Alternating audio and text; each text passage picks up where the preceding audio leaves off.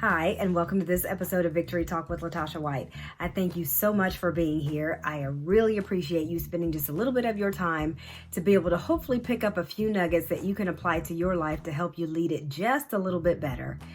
And why? Why do I thank you in the beginning of the video? Why don't I wait till the end to thank you for being here?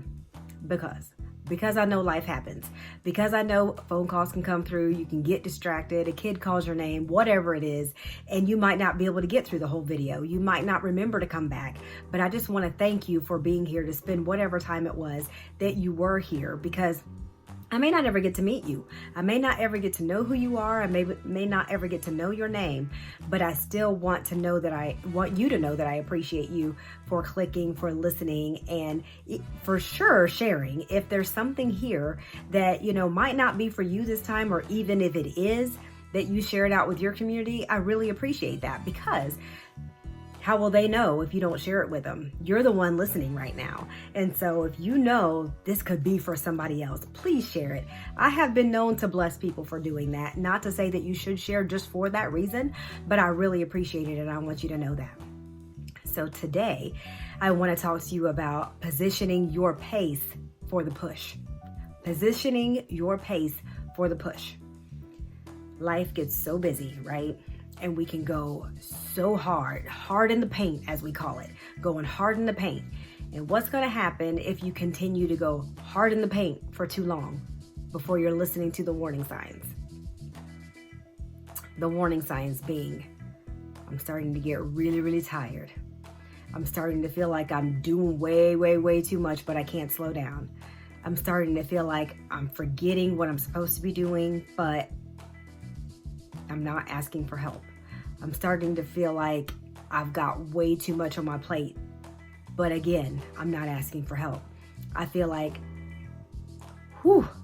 I have gone, and I can't slow down. I got way too much to do. What if your body decides for you? Then what? You have to position yourself for the push. So when I say that, positioning your pace for the push, I mean, you've got to go at a pace that's going to sustain you so that when those pushes come, you have the energy to be able to push through and get through. So that when that big opportunity comes that you have to give 150% to, I say that lightly because none of us can ever give more than 100%. That's all we have.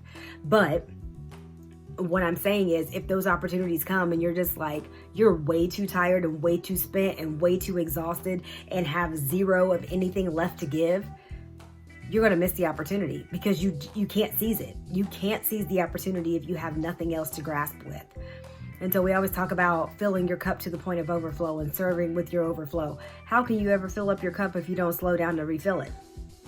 You're not going to be able to do that.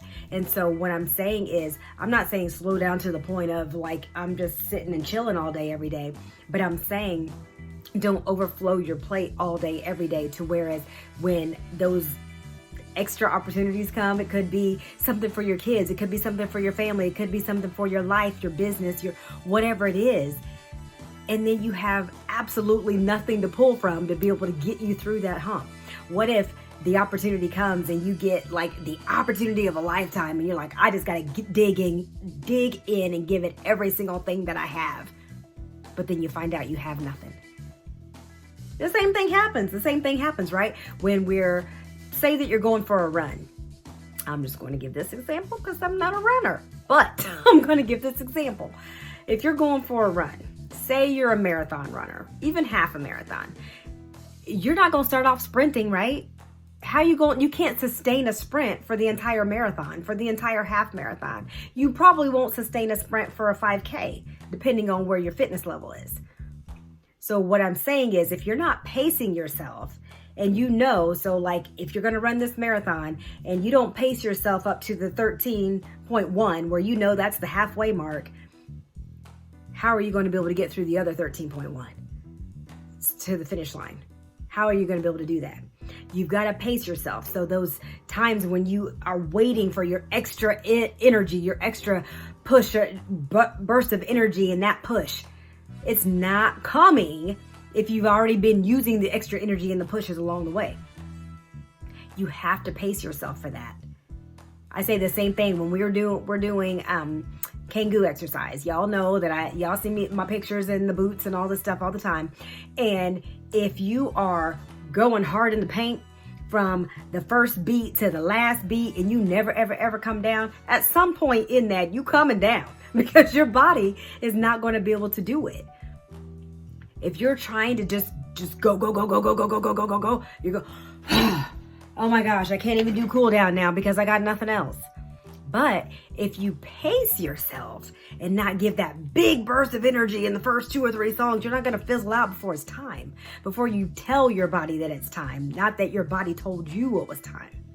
So I'm saying the same thing in your normal life, your normal day-to-day things, your list of to-dos and your things that are put on your plate, or the things that you add to your plate, or just your normal. And I'm saying like normal life, because we're all in this normal life, that you have to position yourself for the pace of your life.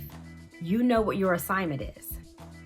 And if you haven't positioned yourself for the pace of that assignment, when those pushes come, you got nothing. And so it is my job to bring to your awareness that you have to pay attention to the pace, because you cannot afford to wear out before it's time for the push. So that's what I want to leave you with this week. I definitely want you to take time and really think through what that looks like for your life. If you feel like you're going at a great pace and you know like your more is coming and you got it in you and you're ready to go, you're in a good place. But if you feel like, oh my gosh, if I got more right now, there's nothing I could do with it, that's when it's time to take self-inventory and figure out how you can do things just a little bit better. There you go. info@latashawhite.com. Send that email and say, hey, help me sort this out, sis. So that's what I want to leave you with for this week. Thank you so much again for joining us. LatashaWhite.com is where you find more information about me. And until we talk again, remember to lead with love.